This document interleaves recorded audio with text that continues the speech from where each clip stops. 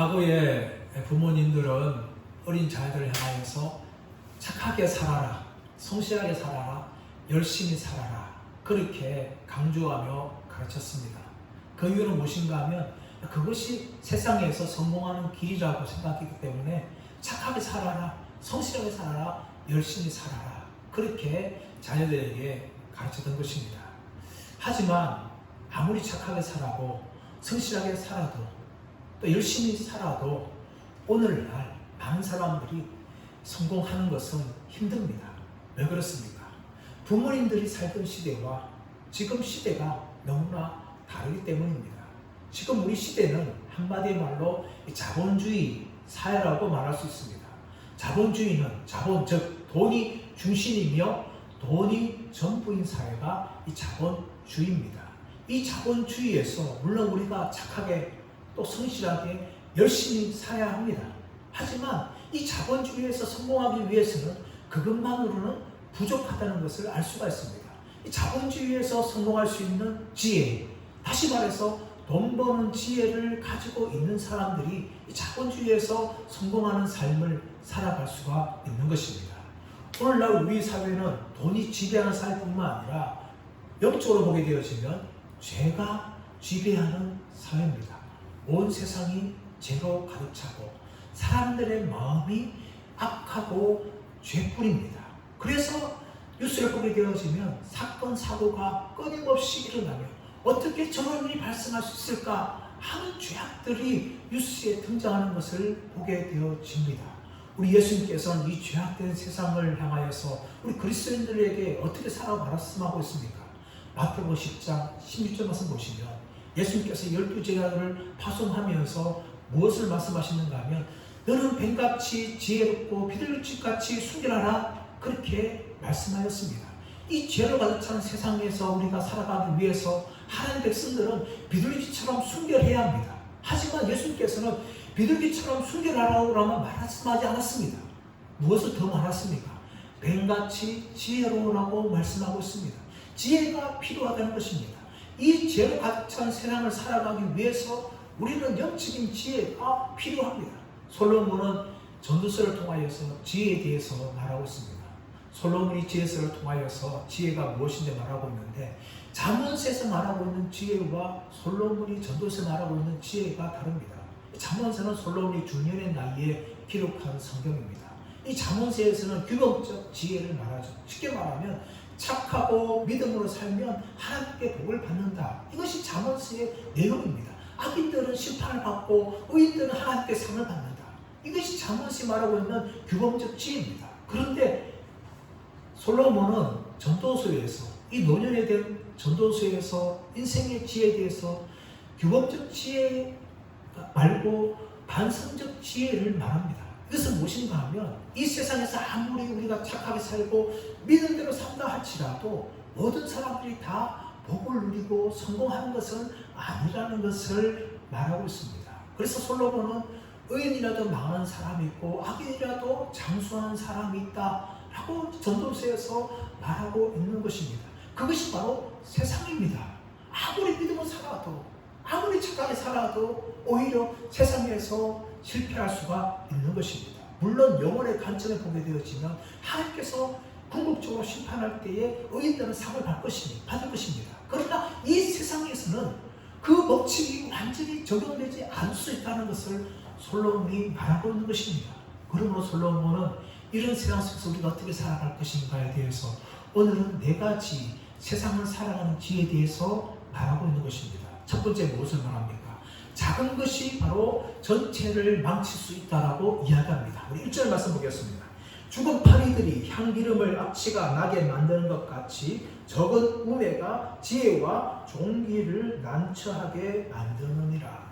이스라엘에는 기름이 아주 귀하게 사용되었습니다. 이런 향기름이 있는데 그 향기름에 작은 파리 한 마리가 떨어지고 그것이 죽어서 악취가 나게 되어지면 아무리 비싼 기름이라 할지라도 망친다라고 솔로몬이 말합니다. 그것을 비유하면서 아주 적은 우매가 지혜와 종기를 난처하게 만든다라고 이야기하는 것이죠.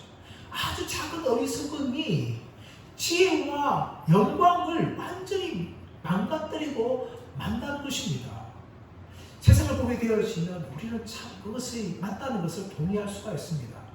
평생 동안 정말 착하게 살았어요. 정말 열심히 살고 또 돈을 많이 벌었습니다. 그런데 사기꾼에 의해서 한 번 속았는데 그 한 번의 속임이 자신이 평생 동안 모았던 전 재산을 다 날려버리는 일들이 발생하고 있습니다. 돈뿐만 아니라 기업이나 이 교회도 마찬가지입니다. 여러분, 우리 뉴스 보게 되어지면 가끔씩 은행이나 기업의 직원들이 돈을 횡령했다는 그런 소식을 듣습니다. 전체 직원이 아니에요.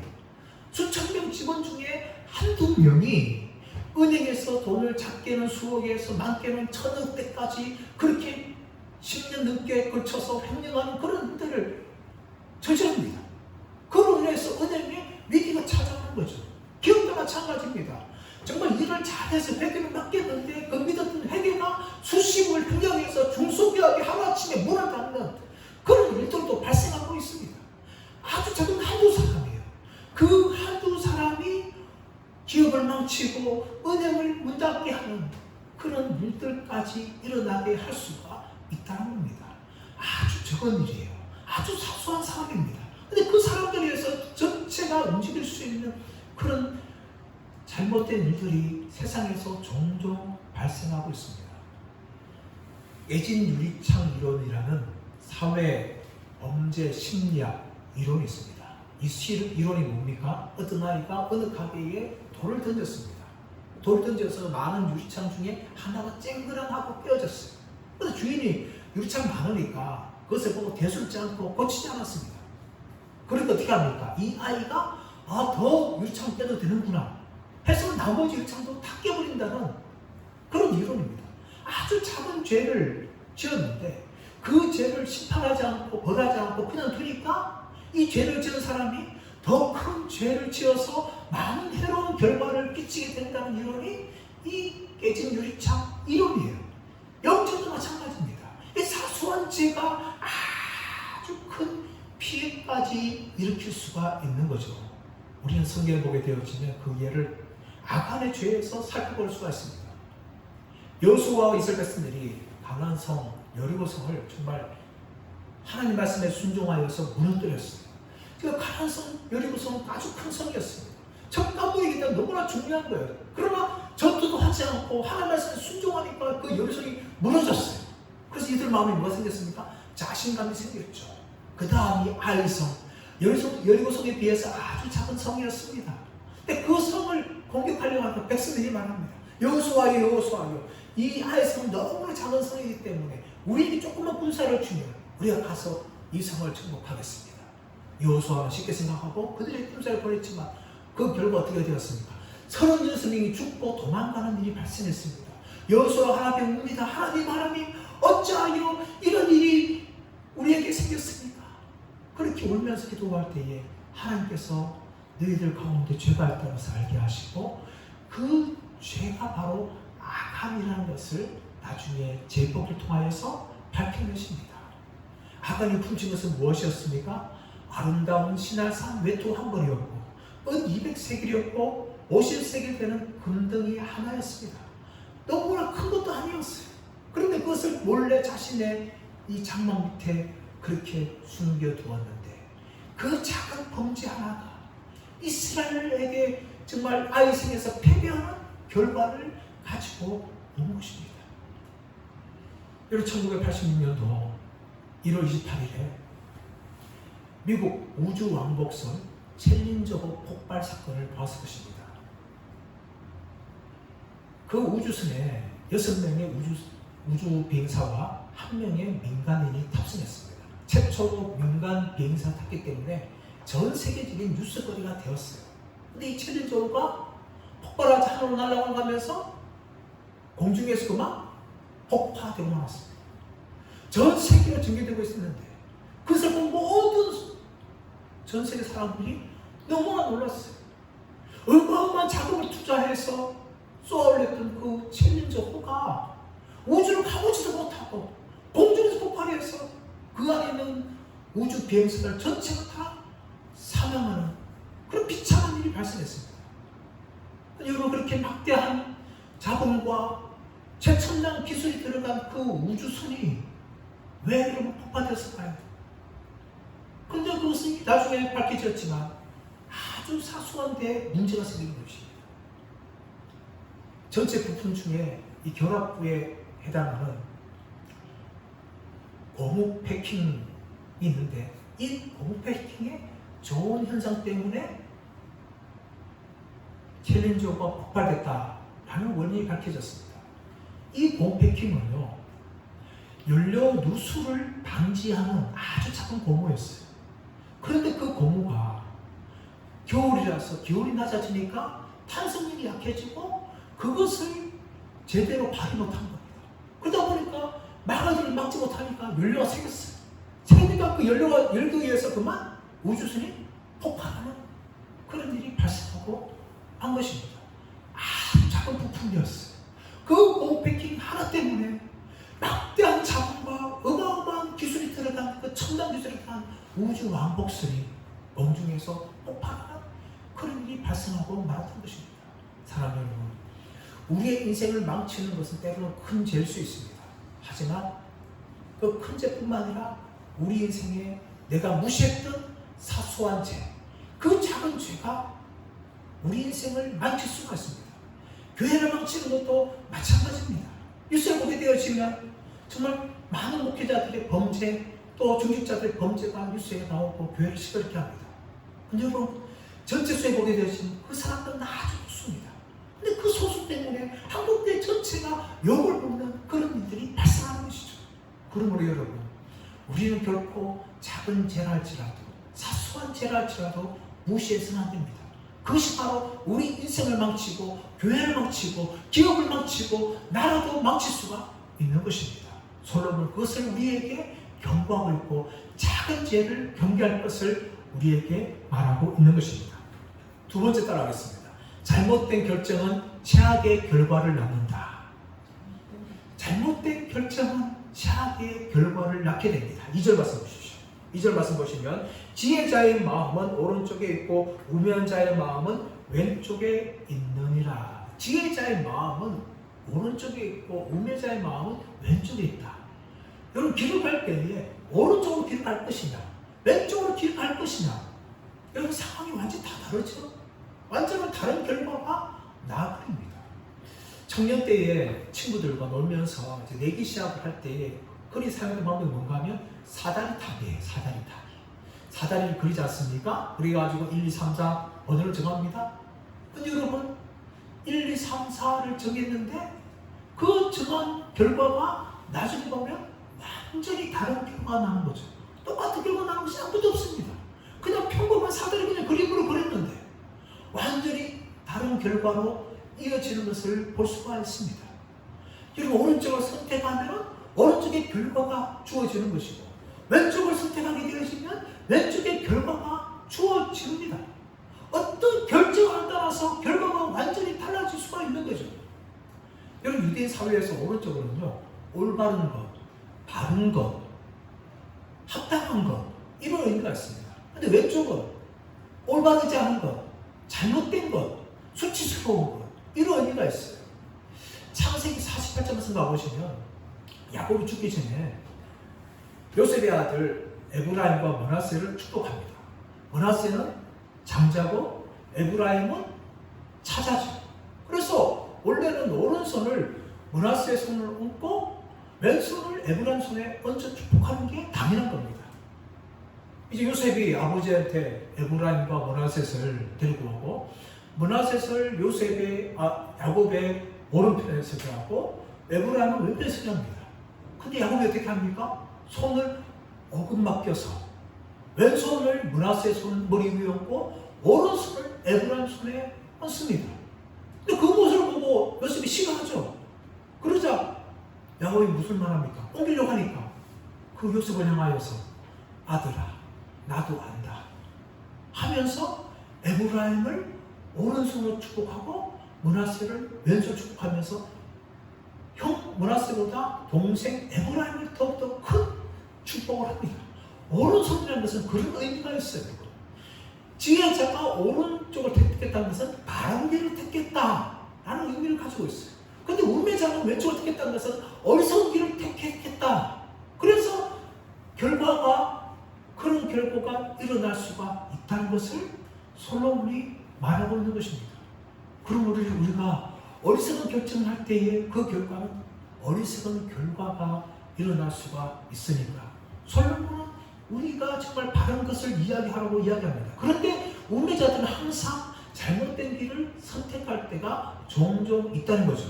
여러분 3절 말씀 보시면 우매한 자는 길을 갈 때에도 지혜가 부족하여 각 사람에게 자기가 우매함을 말하느니라.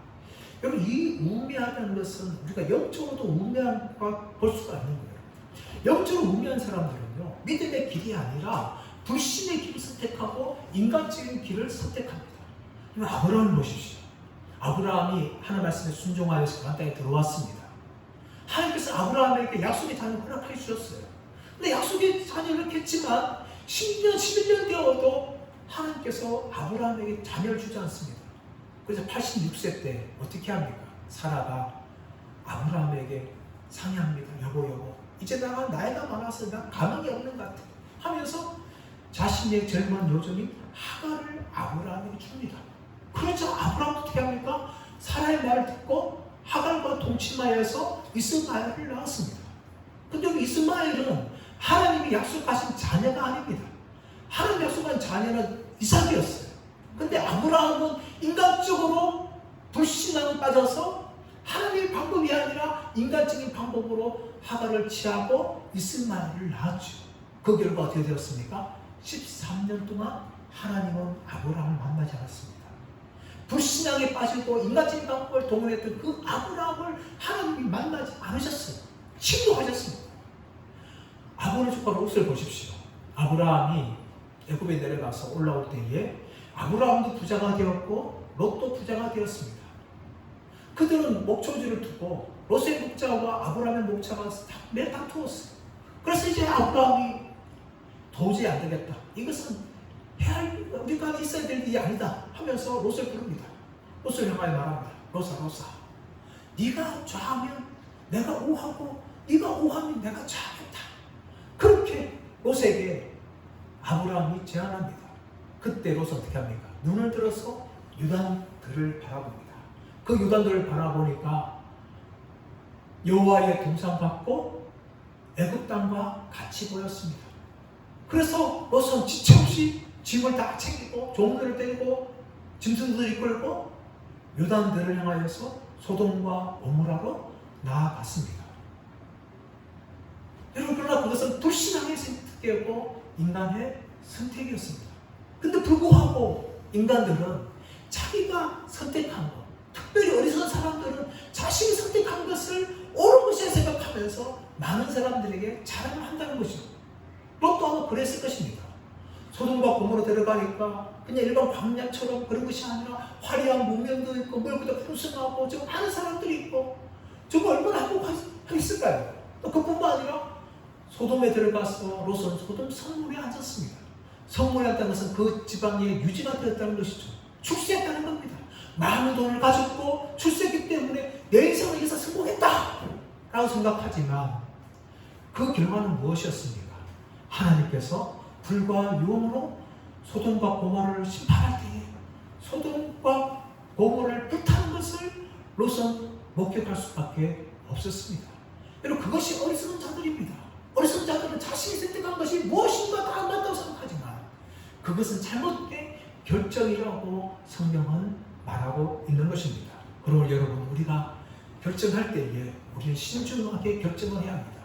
또 하나님께 충분히 기도하고 또 사람들의 의견을 구하면서 내가 잘못된 결정하고 있지 않는지 겸손하게 우리 자신을 돌아보면서 우리 인생에 최악의 결과가 발생하지 않도록 그 위험을 미리 방지하시는 저와 여러분들 되시기를 간절히 바랍니다. 세 번째로 따라하겠습니다. 겸손이 승리의 길입니다.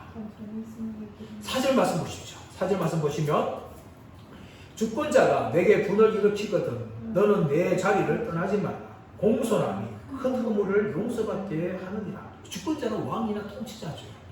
왕이나 통치자가 지금 아주 무슨 일로 분을 내는 거예요. 근데 그 분을 내는데 그 대상이 납니다. 그렇다면 그 분을 받고 있는 내가 공손하게 그 자리를 떠나지 말라는 겁니다. 그렇게 되지면 곧 이 주권자의 분노가 사그라들고 가라앉게 되어지고 이전의 분노가 다 사라지게 된다는 겁니다. 그러나 반대로 분노할 때에 때로는 그 분노가 합당한 분노도 있지만 인간적인 분노도 있지 않습니까? 근데 그 분노가 있으니까 그 분노를 내가 똑같이 흥분하는 거예요. 그래서 왕에게 도전하고 큰 소리 칩니다. 그 결과가 어떻게 되겠습니까? 뻔한 거 아닙니까? 왕은 분노를 참지 않고 그 신하를 처벌할 것입니다. 그러므로 신하가 왕이 분노할 때 해야 할 것은 그 자리를 떠나지 않고 겸손하게 그 왕 앞에 서 있는 겁니다.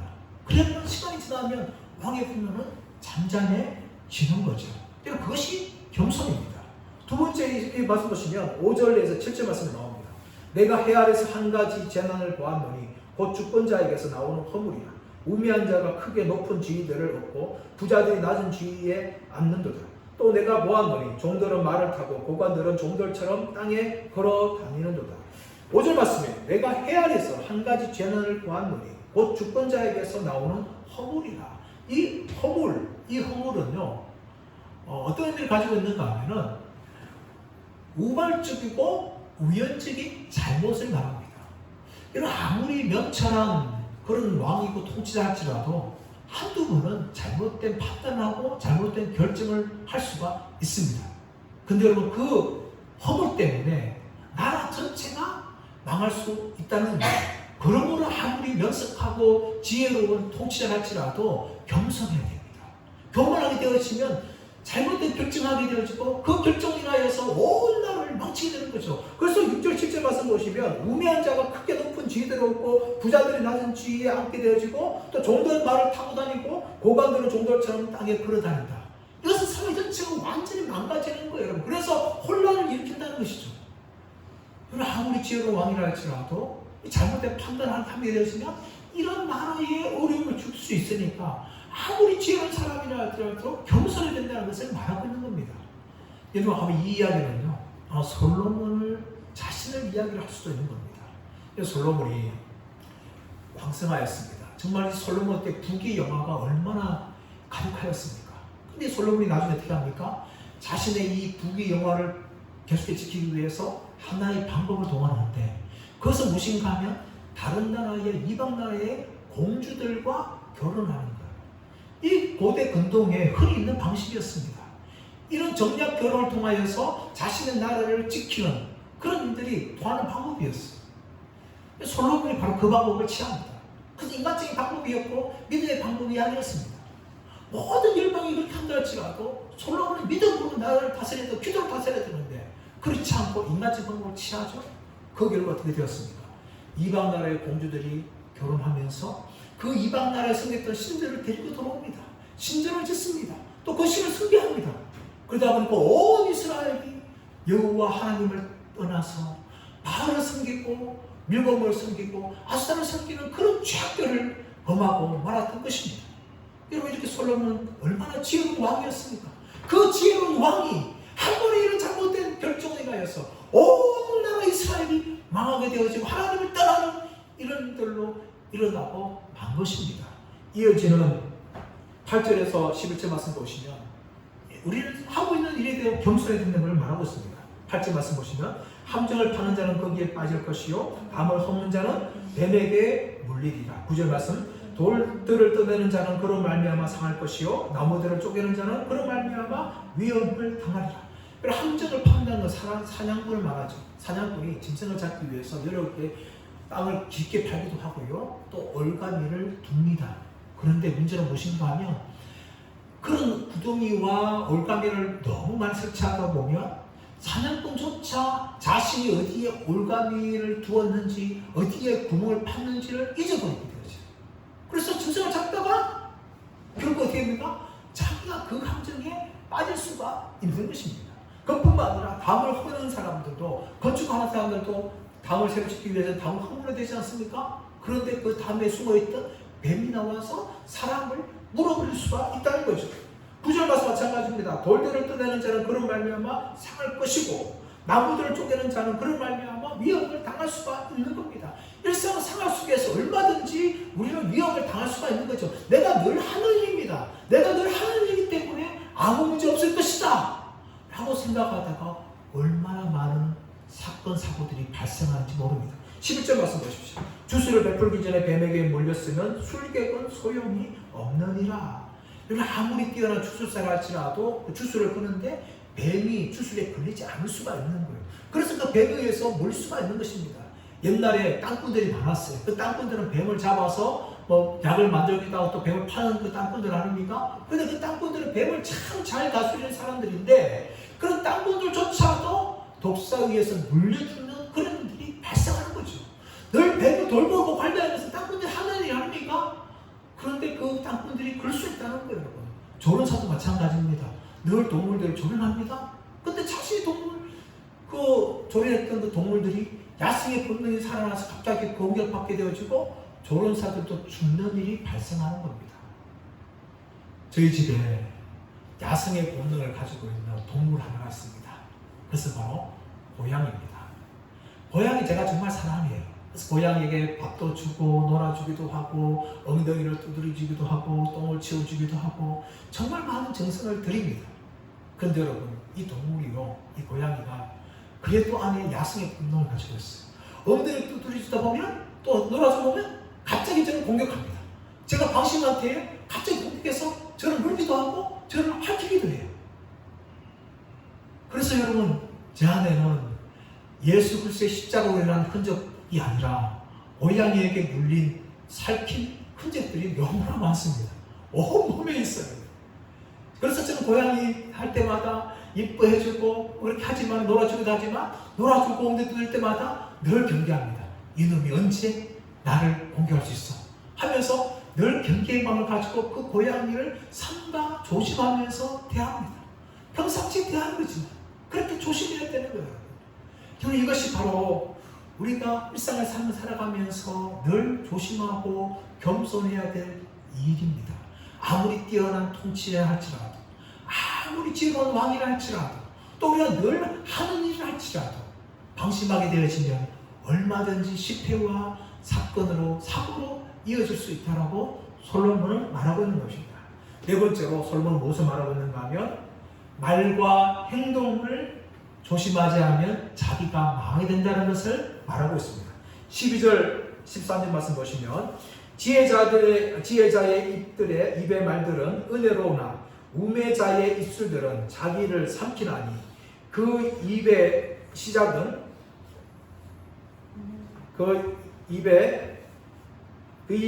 말들의 시작은 우매요 그 입의 말의 결말들은 심히 미친 것이나 라고 이야기합니다.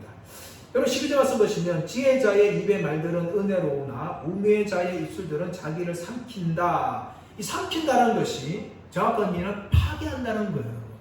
이 지혜자의 말들의 말은 은혜로우나 우매자의 입술에 나오는 말은 자기를 파괴한다는 거예요. 이 말이란 얼마나 힘이 있는지 모릅니다. 지혜로운 말은 살리기도 하지만 어리석은 말은 자기 완전히 파괴한 결과로 가져온다는 것이죠. 잠언서 18장 20절 21절 말씀 보시면 사람의 입에서 나오는 열매로 말미암아 배부르게 되나니 곧 그의 입술에서 나오는 것으로 말미암아 만족하게 되느니라.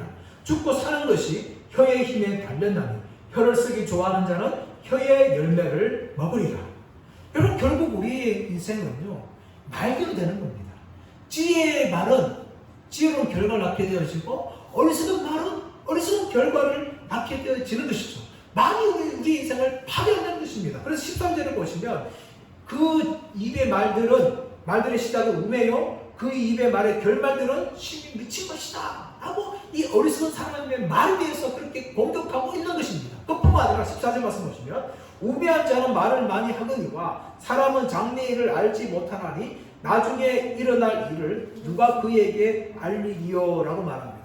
우매한 자는 참 말이 많아요. 근데 그 많지 말은 자신에게 일어날 일들에 대해서 전혀 알지 못하면서 말을 함부로 하는 거죠.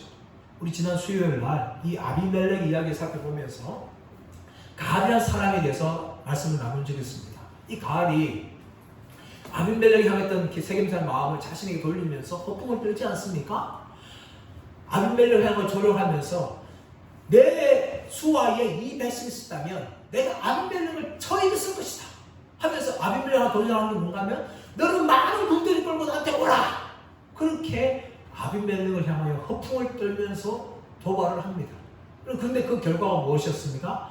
아비멜렉을 만나자마자 싸우자마자 완전히 패배하고 아비멜렉 앞에서 도망치는 것이 이 가알의 모습이었어요. 그런 말을 많이 하였고 허풍을 떨었지만 그 결과가 너무나 비참한 그런 어리석은 자에 불과했다고 성경은 보여주고 있는 것입니다. 어리석은 사람들이 무엇입니까? 참 말을 많이 합니다. 근데 그 말을 함을 통해서 그 말이 어떻게 될지를 전혀 알지 못하면서 그렇게 말을 하는 거죠. 근데 어리석은 사람은요, 말만 어리석게 하는 것이 아니라 행동도 어리석게 한다라고 이야기합니다. 15절 말씀 보시면 우매한 자들의 수고는 자신을 피곤하게 할 뿐이라 그들은 성읍에 들어갈 줄도 알지 못하느니라. 우매한 자들의 수고는 자신을 피곤하게 하는 거예요. 여러분. 어떤 일을 하는데 열심히 합니다. 근데 열심히 하는데 지혜롭지 못해요. 열심히 하기 때문에 생고생을 하면서 아무런 결과를 낳지 못한다고 이야기합니다. 오히려 자기를 피곤케 하고 밖에서 아무리 일을 하지만은 해가 지어도 집 안에 들어가지 못한다 라고 어리석은 사람의 행동에서 말하고 있는 거죠. 10절과 또 마찬가지입니다. 10절 말씀 보시면 철 연장이 무디워졌는데도 나를 갈지 아니하며 힘이 더 드느니라. 오직 지혜는 성공하기에 유익하니라 라고 이야기합니다. 그리고 철 연장을 무디워지면 나를 갈아야 돼요. 도끼에 나를 갈아야 나무를 쉽게 벨 수 있는 겁니다. 그런데 그 도끼를 나무를 베다가 무디워졌는데도 그 도끼를 날카롭게 하지 않으면 해가 지는 데는 나무를 쓰러뜨릴 수가 없어요. 지혜로운 사람은 어떻게 합니까? 잠시 멈추어서 그 무뎠던 도끼에 나를 갑니다. 그러난 다음에 다시 나무를 찍죠. 그래야 일을 쉽게 끝낼 수가 있는 겁니다. 근데 어리석은 사람들은 열심히 합니다. 근데 열심히 하는데 지혜롭지 못해요. 그래서 자기의 몸만 피곤케 하고 아무 일을 하지만 소득을 얻지 못하는 결과를 가지고 옵니다. 그것이 바로 어리석은 사람들이라고 솔로몬은 말하고 있는 것입니다. 여러분 사랑하는 여러분, 저와 여러분이 말과 행동에 있어서 지혜로운 분들이 되기를 축복합니다. 그러나 우리 살다 보면 사실 우리가 어리석을 때가 정말 많습니다. 지혜가 부족할 때가 많아요. 그때 우리가 해야 할 무엇입니까? 하나님께 지혜를 구해야 됩니다. 야고보서 1장 5절 말씀 보시면 너희가 지혜가 부족하거든 후히 주시고 구하지 아니하시는 하나님께 구하라. 그리하면 너희에게 주시리라 라고 말하고 있습니다. 우리는 세상을 살아가는 지혜를 구해야 됩니다. 믿음의 지혜를 구해야 됩니다.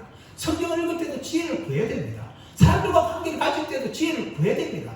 일을 할 때에도 지혜를 구해야 됩니다. 여러분 겸손해야 됩니다. 겸손해야 하나님께 지혜를 구해야 되고 내 자신을 알기 때문에 부족함을 인정하고 하나님의 은혜를 구하는 사람들이 됩니다. 저와 여러분 이 세상 살아갈 때에 세상 사람들과 같이 살아가지 않고 좀 하나님의 지혜로서 살아가시는 복된 분들 되시기를 예수의 이름으로 축원합니다.